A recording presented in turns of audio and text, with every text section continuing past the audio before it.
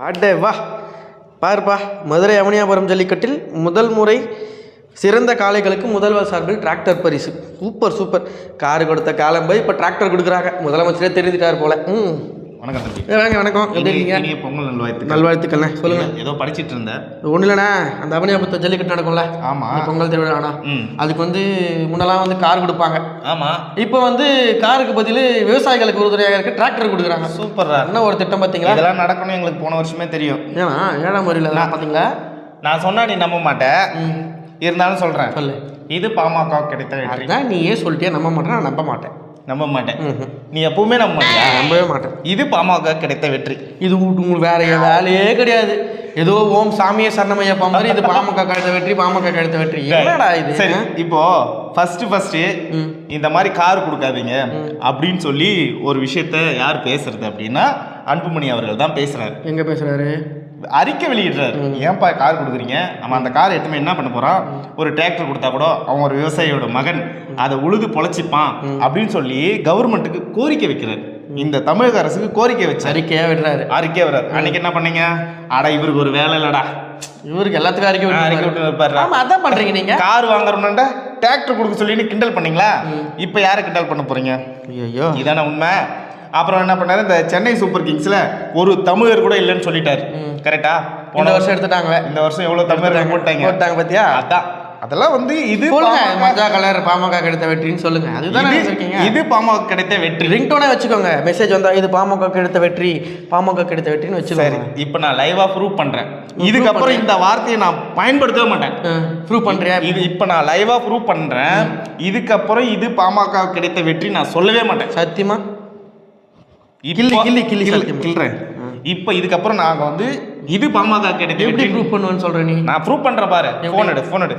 போனா எடுத்துட்டேன். உன்னோட நண்பருக்கு கால் பண்ணு.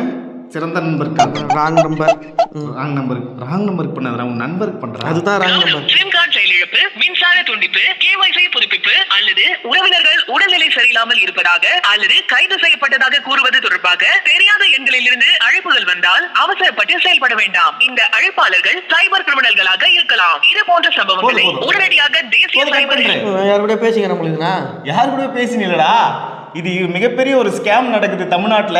இந்தியா ஃபுல்லாக ஒரு மிகப்பெரிய ஸ்கேம், கோடிக்கணக்கில் வாரி குவிக்கிறாங்கன்றதா இந்த முன்னாடி அந்த ஒரு வாய்ஸாக வருது நமக்கு. அதை விழிப்புணர்வாக பேசுனது முதல் சொல்லு. இது நம்ப மாட்டேன்னு தெரியும். அந்த வீடியோ பார்த்துட்டு வரும்.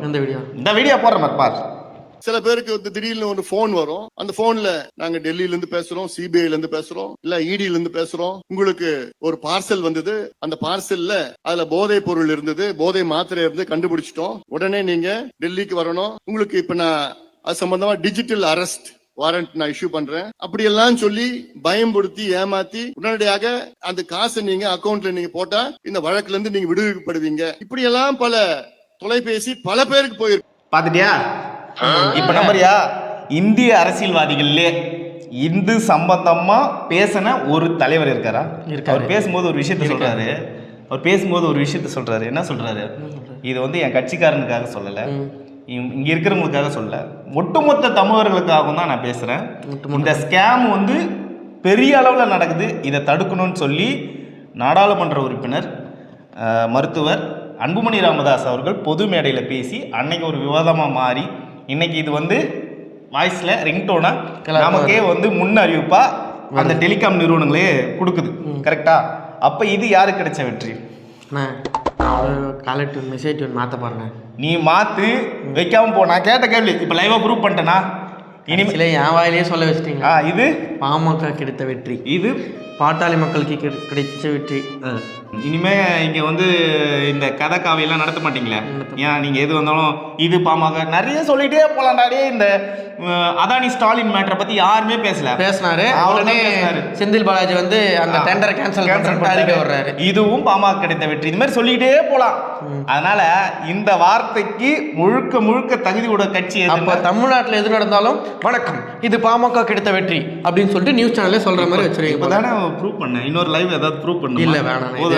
போதல்ல. அப்ப இது பாமக கிடைத்த வெற்றி. அந்த வார்த்தை யாருக்கு சொந்தம்? பாட்டாளி மக்கள் கட்சிக்கு சொந்தம். ஞாபகத்தில் வச்சு பீப்புள் சை நேயர்கள் அனைவருக்கும் தமிழர் திருநாள் நல்வாழ்த்துக்கள். நன்றி. இந்த சேனல் வந்து இப்போ வந்து 1 வருடத்தை கடந்திருக்கு. கடந்த 1 வருடங்களாக எங்களால் முடிந்த ஒரு சில காணொலிகளை பகிர்ந்திருக்கோம். அதே மாதிரி வரும் காலங்களில் இன்னும் கொஞ்சம் சிறப்பாக செய்வோம். உங்களுடைய ஆதரவுக்கு மிக்க நன்றி. இனிய பிறந்தநாள் வாழ்த்துக்கள் பீப்புள் சை.